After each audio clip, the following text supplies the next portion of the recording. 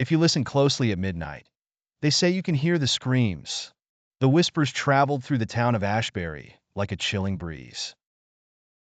Once a peaceful village, Ashbury had turned into a place of dread, a place where the dead refused to stay silent.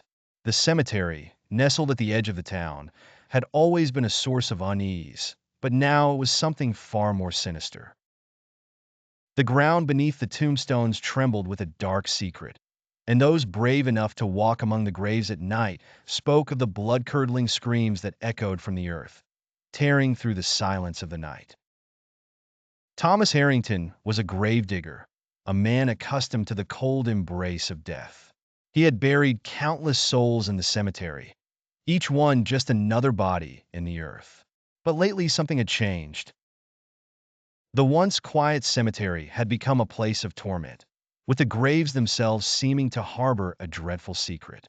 It began with whispers, low, desperate voices that seemed to come from nowhere.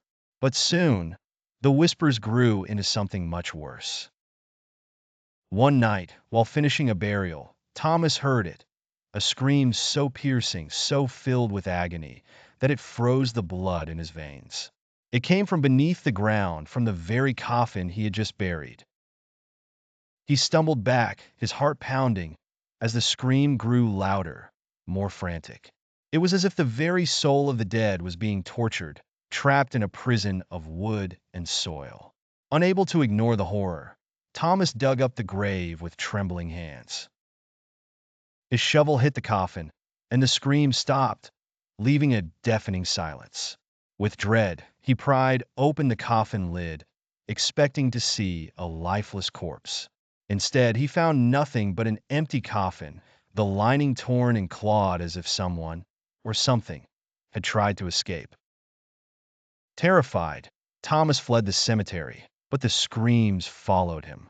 Each night, as the clock struck 12, the echoes of the damned filled his home, the walls shaking with their torment. His mind unraveled, haunted by the faces of the dead, twisted, contorted in agony, their mouths open in eternal screams. Desperate for answers, Thomas sought out the town's oldest resident, Mrs. Blackwood, who spoke of an ancient curse placed upon the land. "The dead in Ashbury were never meant to rest," she whispered, her eyes wide with fear. "They were buried alive, their souls trapped in a cycle of eternal suffering. And now, they cry out for release." But there was no release, no peace for the dead of Ashbury. The screams continued, growing louder each night, spreading through the town like a plague.